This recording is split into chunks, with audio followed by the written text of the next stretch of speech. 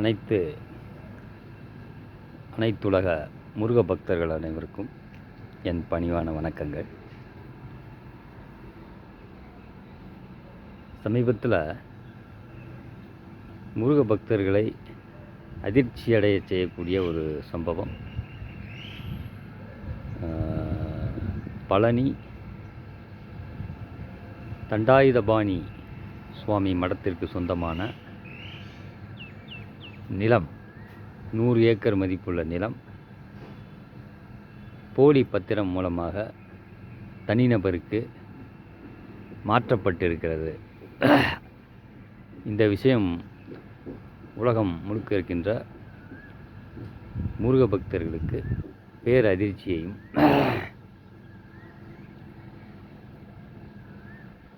பெரும் கவலையையும் ஏற்படுத்தியிருக்கின்றது. இந்த விஷயத்தில் ஒரு முக்கியமான ஒரு விஷயம் என்னென்னா, இந்த இடம் பழனி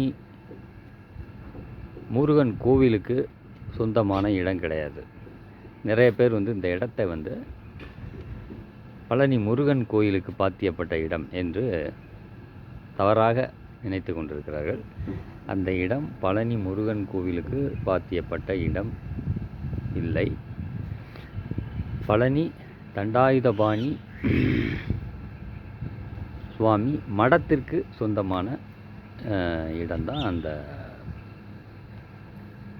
நிலம். அந்த நிலம்தான், அதாவது ஒரு மடத்துக்கு சொந்தமான நிலம்தான்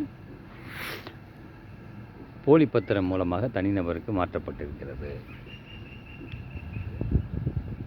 அந்த மடம் நிறைய வருடங்களுக்கு முன்னால் ஏற்படுத்தப்பட்டு அதற்கு அந்த மடத்திற்கு தானமாக கொடுக்கப்பட்ட நிலம்தான் இப்போ அந்த போலி பத்திரம் மூலமாக மாற்றப்பட்டிருக்கின்ற நிலம்.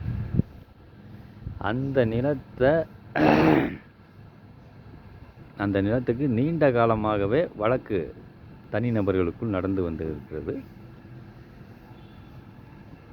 அந்த மடத்துக்கு அந்த நிலம் ஏன் கொடுக்கப்பட்டது என்றால், அந்த நிலத்தில் வருமானத்தை வைத்து பழனிக்கு வரும் பக்தர்களுக்கு கைங்கரியம் செய்வதற்காக, சுவாமிகளுக்கு பூஜை செய்வதற்காக அந்த நிலம் கொடுக்கப்பட்டிருக்கிறது.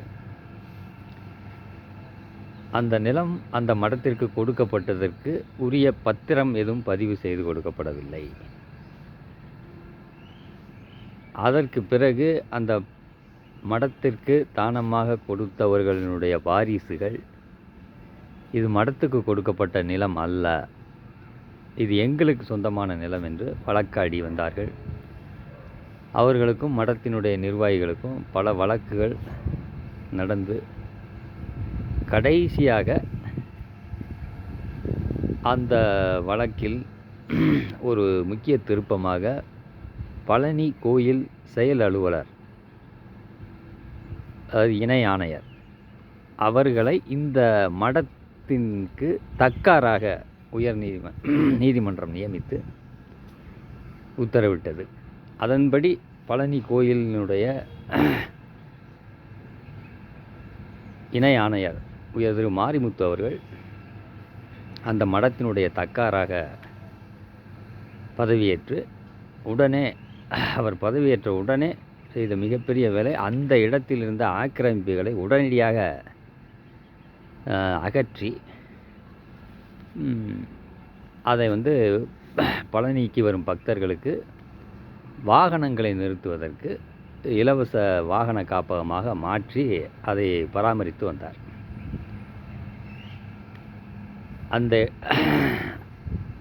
அந்த இடத்தை தான் இப்போ போலி பத்திரம் மூலமாக தனிநபர்கள் மாற்றியிருக்கிறார்கள். அந்த மாற்றுவதற்கு மிக முக்கிய காரணம்,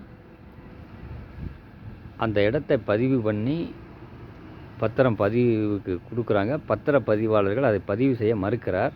உடனே அந்த பத்திரத்தை கொண்டு ஹைகோர்ட்டில் காட்டி, எங்களுக்கு எல்லா டாக்குமெண்ட்டுமே கரெக்டாக இருக்குது, பத்திரப்பதிவை மறுக்கிறாங்க அப்படின்னோடனே உடனே உயர் நீதிமன்றம் தனி நீதிபதி எதிர்த்தரப்பை கேட்கவில்லை. பத்திரப்பதிவுத்துறையும் கேட்கல,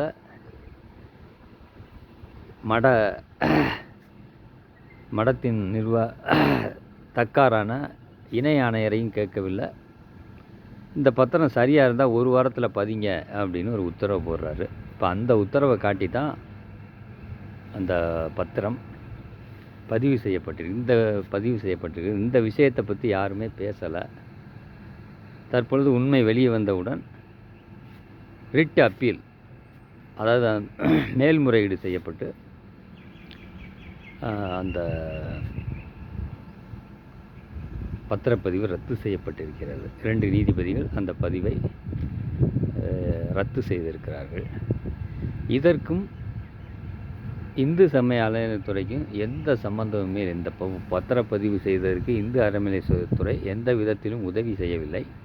மாறாக கடும் எதிர்ப்பைத்தான் தெரிவு செய்து வந்திருக்கிறது.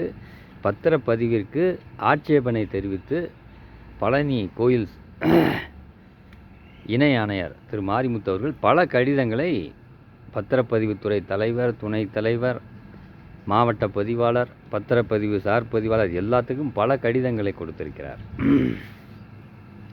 ஆனால் சிலர் திட்டமிட்டு சில அமைப்புகள், கட்சிகள் எல்லாமே ஏதோ இந்து சமய அறநிலையத்துறைக்கு இதில் பங்கு இருக்குது அப்படிங்கிற மாதிரி தொடர்ந்து புரளிகளை கிளப்பி கொண்டே இருக்கிறார்கள். இதற்கு அவர்கள் கூறும் காரியம், இவர் எப்படி உடனே பதவி உயர்வு பெற்று சென்று விட்டார் அப்படின்னு. இணை ஆணையர் மாரிமுத்து அவர்களுடைய பதவி உயர்வு இன்னைக்கு நேற்று முடிவானதல்ல. அது பழைய திமுக ஆட்சி காலத்தில் மாரிமுத்து அவர்களுக்கு, அதாவது கூடுதல் ஆணையராக பதவி உயர்வு பட்டியல் தமிழகம் எங்கும் இருக்கின்ற இணை ஆணையர்களில் பதவி மூப்பு அடிப்படையில் பணி மூப்பு அடிப்படையில் பதவி உயர்வு பட்டியல் தயாரிக்கப்பட்டு அது கமிஷனருக்கு அனுப்பப்பட்டு, அப்போவே அனுப்பப்பட்டது.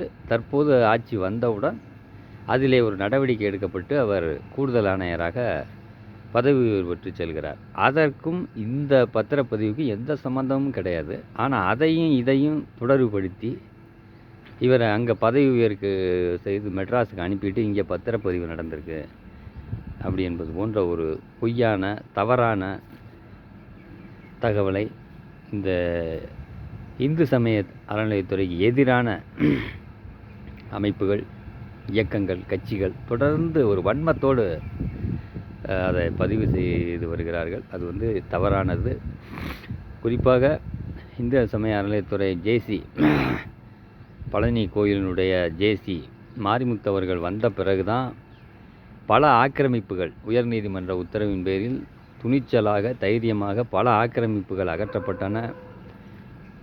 கிரிவல பாதையில் இன்றைக்கி பார்த்திங்கன்னா கிரிவலம் போகிற அளவிற்கு மக்கள் எளிதாக கிரிவலம் செல்வதாகிற அளவுக்கு அங்கிருந்த ஆக்கிரமிப்புகளெல்லாம் அகற்றி இன்றைக்கி கிரிவலம்னா எவ்வளவு அற்புதமாக, எளிதாக அந்த பாதையில் சென்று கிரிவலம் சென்று பக்தர்கள், முருக பக்தர்கள் முருகனை தரிசிக்கிறார்கள் என்றால் அதற்கு அப்போது இருந்த நிர்வாகம், குறிப்பாக இணை ஆணையர் மாரிமுத்து அவர்கள் தைரியமாக அந்த பகுதியில் இருக்கிற ஆக்கிரமிப்புகளை எடுத்து கிரிவலத்திற்குரிய எல்லா பக்தர்கள் கிரிவலம் செல்வதற்குரிய எல்லா வேலைகளையும் துரிதமாக செய்தார்கள். இதற்காக அவர் அரசியல் ரீதியாக பல அழுத்தங்களை எல்லாம் எதிர்கொண்டார். அதெல்லாம் பத்திரிகையிலே வந்தது, செய்தியாக வந்தது.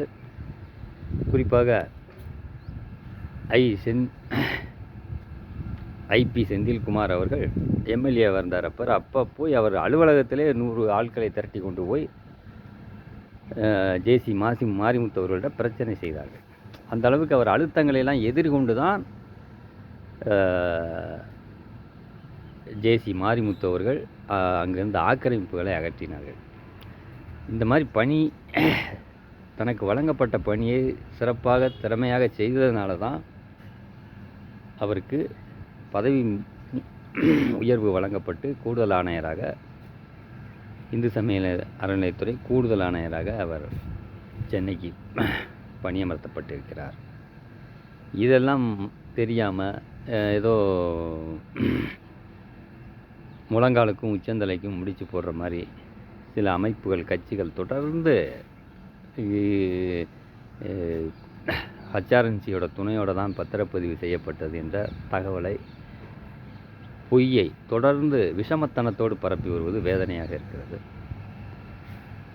அதற்கு பின்பு இன்னொரு விஷயம், ஹச்ஆர்என்சி மேலே அவங்களுக்கு இருக்கிற கோபம், வெறுப்பு. இன்னொன்று சொல்கிறேன், ஹச்ஆர்என்சி என்கின்ற அமைப்பு இருப்பதனால தான் இன்றைக்கி கோயில்கள், ஹச்ஆர்என்சி அமைப்பில் சில குறைபாடுகள் இருக்கலாம், சில தவறுகள் இருக்கலாம், இல்லைன்னு தவறு இல்லாதது எதுவுமே கிடையாது. ஆனால் அந்த ஹச்ஆர்என்சி டிபார்ட்மெண்ட் இருக்கிறதுனால தான் இன்றைக்கி எல்லா கோயில்களும் பிரச்சனைகள் இல்லாமல் இயங்கி கொண்டிருக்கின்றன. தனிநபர்களுடைய கையில் கோயில்கள் இருந்தால் அந்த கோயில்களில் பல பிரச்சனைகள், சட்ட பிரச்சனை, இவன் நீ வராத, நான் வராத, எனக்கு மரியாதை, உனக்கு மரியாதை, ஏன் திடீர், ஏன் துண்டு, நான் தான் முன்னாடி நிற்பேன், இந்த மாதிரி பல பிரச்சனைகள் பல கோயில்களில், தனிநபர் கோயில்களில் இருந்து இருக்குது. நிறைய கோயில்கள் மூடி கிடக்கு. இந்த மாதிரி பிரச்சனைகள்லாம் வரக்கூடாதுங்கிறதுக்காக தான் இந்து சமய அறநிலையத்துறை ஏற்படுத்தப்பட்டு, அதில் ஒரு சில குறைபாடுகள் இருந்தாலும் அதனுடைய பணிகள் செவ்வனே நடைபெற்று வருகின்றன. அதன் பின்பு இன்னொரு குற்றச்சாட்டு, பழனி முருகன் அருள்மிகு தண்டாயுதபாணி சுவாமி கோயில் இந்து சமய அறநிலையத்துறை மீது இன்னொரு குற்றச்சாட்டை வைத்தார்கள். இந்து அமைப்புகளைச் சேர்ந்தவர்கள், குறிப்பாக இந்து அமைப்புகளைச் சேர்ந்தவர்கள். இந்த அமைப்புக்கு 1000 கோடிக்கு சொத்து ஒருத்தர் எழுதி வச்சிட்டாரு, அதை கோயில் நிர்வாகம் போய் கைப்பற்றவில்லை என்று. இது ஒரு அப்பட்டமான பொய். அந்த உயிலை எழுதியவர் தொழிலதிபர் சந்திரன் கொடைக்கானலில் சில சொத்துக்களையும், வழக்கில் இருக்கிற சில சொத்துக்களையும், எதிர்காலத்தில் அவருக்கு வர இருக்கிற சொத்துக்களையும் பழனி தண்டாயுதபாணிக்கு உயிலாக எழுதி வைத்தது உண்மை. உயில் அப்படின்னா பொதுவாக ஒருத்தர் இறந்த பிறகு தான் அது நடைமுறைக்கு வரும். அவர் இன்னமும் உயிரோடு தான் இருக்கிறார், அதனால் அந்த உயில் நடைமுறைக்கு வரலை. அதை விட ஒரு முக்கிய விஷயம், அவர் எழுதின உயிலை அவரே ரத்தும் பண்ணிட்டார். அதனால் இப்போ அந்த பழைய உயில் நடைமுறையிலே இல்லை. இதெல்லாம் தெரிந்து இந்து அமைப்புகள் இந்த விமர்சனம் பண்ணுறாங்களா, இல்லை தெரியாமல் பண்ணுறாங்களான்னு தெரியலை. தெரியாதவங்க தெரிஞ்சுக்கோங்க, அந்த உயில் இப்போ நடைமுறையில் இல்லை. உயில் எழுதினவரே அதை ரத்து பண்ணிட்டார். உயில் எழுதினவர் இன்னும் உயிரோடு இருக்கிறார். அதனால் பழனி கோயிலுக்கு ஏதோ ஆயிரக்கணக்கான கோடி சொத்துக்களை தொழிலதிபர் எழுதி வச்சதாகவும், அதை போய் பழனி கோயில் நிர்வாகம் முறையாக பராமரித்துக்கு அந்த சொத்தை கோயில் நிர்வாகத்தோடு இணைக்கவில்லை என்றும் பொய்யான வதந்திகளை வேணும்னே வன்மத்தோட, குறிப்பாக அந்த டிஆர் ரமேஷ் அப்படிங்கிறவர் நினைக்கிறேன், அவர் பாட்டில் பேசிக்கிட்டு எழுதிக்கிட்டு வர்றார். அவங்களுக்கு மீடியாவில் பலம் இருக்குது. இந்த மாதிரி பொய் செய்திகளை வீண் வன்மத்தோட தொடர்ந்து பதிவிடுவதை முருக பக்தர்கள், உலகமெங்கு இருக்கிற முருக பக்தர்கள் நம்பி ஏமாற வேண்டாம் என்று உங்களையெல்லாம் அன்போடு கேட்டுக்கொள்கிறேன். அதாவது மெய்ப்பொருள் காண்பதறிவு அப்படின்னு நம்ம வள்ளுவர் சொல்லியிருக்கார். அதனால் எதையும் ஆய்வு செய்து ஆராய்ந்து பார்த்து அதனுடைய உண்மைத்தன்மையை நாம் தெரிந்து கொள்ள வேண்டும். அதுதான் நம் தமிழ் கலாச்சாரத்தினுடைய பாரம்பரிய இயல்பு. உண்மைகளை ஏற்று பொய்களை புறந்தள்ளி வாழ்வோம். ஓம் முருகா.